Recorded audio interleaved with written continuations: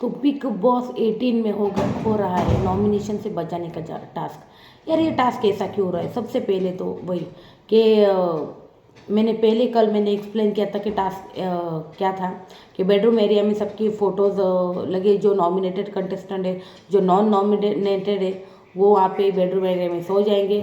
फिर उबासी की आवाज़ आएगी और फिर सब लोग फ़ोटो लेकर भागेंगे गार्डन की तरफ। वहाँ पे अविनाश होगा, तो अविनाश को वो जाकर फ़ोटो आपको देनी है। तो पहले राउंड में मैं कहूँगी कि चाहत आउट हुई है, दूसरे राउंड में विवियन को आउट किया है यार अविनाश ने। तो ये जो पलटी है सडनली अविनाश को, कुछ भी समझ में नहीं आ रहा है। कल अब जब वो टाइम गॉड बना था तब भी मतलब करणवीर और उनके साथ हंसी मजाक करते हुए वो ड्यूटीज़ बांटना और फिर पहले राउंड में बोलना कि यार चुम को कर दो टाइम गॉड, मुझे फेयर खेलना है। अचानक जो मतलब राशन के लिए तड़पाने वाला वो इंसान जो अभी मतलब इतना महान क्यों बन रहा है? क्या उसका गेम कुछ भी समझ में नहीं आ रहा है। मुझे लगता है अभी 2-3 दिन बाद हमको डिकोड करने को मिलेगा कि एग्जैक्ट इसकी प्लानिंग क्या है, एग्जैक्ट इसका गेम प्लान क्या है।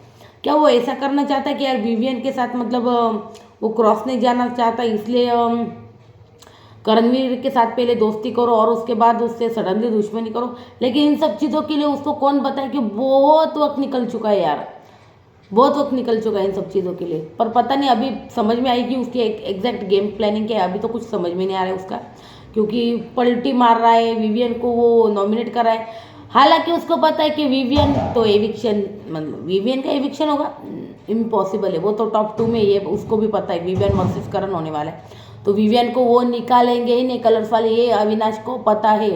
इस उसका गेम प्लान अभी फिलहाल मतलब समझ में नहीं आ रहा क्या है एग्जैक्ट, कि करणवीर के साथ मिल रहा है, विवियन को साइडलाइन करना है या फिर विवियन के खिलाफ खेलना है। विवियन के खिलाफ भी खेलना चाहिए तो कोई दिक्कत नहीं, विवियन यहाँ पे अपनी टीम अच्छे से बना सकता है, क्योंकि करणवीर के खिलाफ बहुत लोग हैं। अविनाश भी उनके पास जाता है तो कोई दिक्कत नहीं। विवियन के पास यहाँ पे विवियन, ईशा, रजत ये सब खेल सकते हैं, यामिनी, ईडन ये सब तो यहाँ पे है, सारा होगी अभी तो मतलब सारा, ईडन, अभी बग्गा जी और ईडन वो नॉमिनेटेड है। हो सकता है डबल एविक्शन हो, डबल एविक्शन की चांसेस है जो बहुत ज़्यादा है। तो चलिए, मैं कहा थी पहले राउंड में चाहत आउट हुई, दूसरे में विवियन किया, उसके बाद ईशा बहुत रोई है, क्योंकि वो अविनाश ने कहा तुम ईशा पहले सबसे पहले तो पहुंची थी, लेकिन फोटो तुमने हाथ में रखा था, मेरे पास आके दिया नहीं। तो पता नहीं ऐसा है मतलब फेयर क्यों खेलने लगा अचानक से अविनाश। तो यार पहली गेम अच्छी थी अविनाश की, ऐसा अगर खेलेगा तो क्या ही बोलूँ। अविनाश की मैं खुद फैन हूँ, लेकिन वो अभी ऐसा बोल रहा है तो मुझे तो लगता है वो ऐसा गेम खेलेगा तो चोमू लगेगा। हम तुम्हारी ऐसी गेम नहीं देखना चाहते। तू अगर हीरो बनने के लिए खेलना है तो सॉरी, हीरो तो विवियन या करण में से कोई एक ही बनेगा। तुझे खेलना है तो विलन बन के ही खेलना पड़ेगा, तभी तभी तो उभर के सामने आएगा। तो खेल की बात कर रही हूँ मैं। तो ये सब तो मतलब विवियन को सेकंड किया, थर्ड किसको किया उसने? दिग्विजय को। दिग्विजय को इस रेस से आउट किया।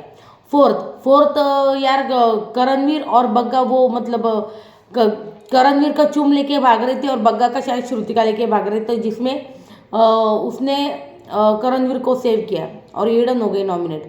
तो कुल अभी 4 लोग नॉमिनेटेड है। अभी देखते हैं कि टास्क किस तरफ जाएगा।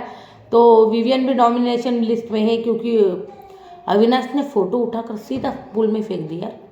क्या रे अविनाश, ऐसा मत करो यार, विवियन के साथ ही खेलो, तभी तुम अच्छे लग रहे थे।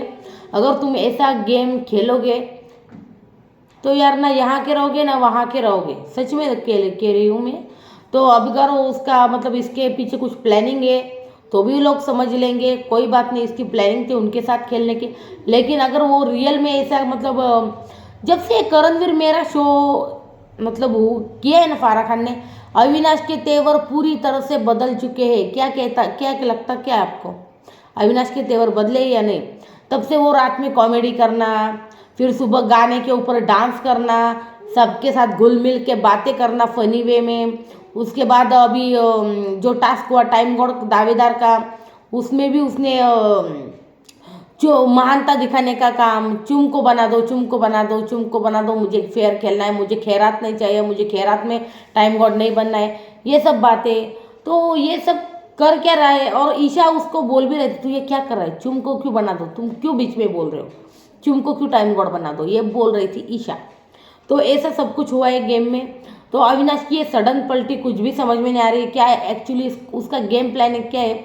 ये तो अभी एक ही एपिसोड हुआ है हमें, देखिए तो जब 2-4 एपिसोड हम देख लेंगे तभी उसको डिकोड कर पाएंगे कि एग्जैक्ट इसका प्लान क्या हो सकता है। तो अभी इनके बारे में हम कुछ भी नहीं बोल सकते, लेकिन जैसे वो विवियन के खिलाफ जा रहा है ना, वैसे बहुत हर्ट हो रहा है विवियन को। अगर हमने जब भी उसने मतलब वो पुल में फ़ोटो फेंकी, विवियन का चेहरा देखा आपने, ऐसा हो गया था। तो एक दोस्त ने जब बैक स्टैबिंग करता है ना तब ऐसा ही होता है, बिल्कुल वैसा हो गया है अभी।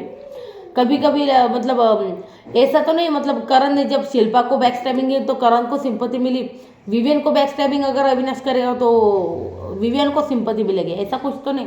पर ऐसा कुछ लगेगा तो मुझे तो चांसेस बहुत ही कम लग रहे। ठीक है, आगे मैं वोटिंग ट्रेंड्स लेकर आती हूँ, और मुझे यही बताना था कि नॉमिनेशन में कौन आया। तो अभी देखते हैं, करणवीर तो सेव हो गया है नॉमिनेशन से। अभी देखते हैं आगे कौन कौन सेव होता है और कौन कौन बॉटम में आता है। मुझे तो लगता है बॉटम में यार मेकर्स किसको बचाना चाहते हैं? मेकर्स बग्गा को बचाना चाहते हैं या ईडन को? मुझे लगता है शायद बग्गा को बचाने की प्लानिंग हो। अभी देखते हैं किसको बचाते हैं, या फिर बग्गा और ईडन डबल एविक्शन करते हैं। Next update latest voting trends लेकर जल्दी आती हूँ। Thank you. सब्सक्राइब करके रखिए चैनल को और लाइक कीजिए वीडियो को अगर अच्छी लगे तो।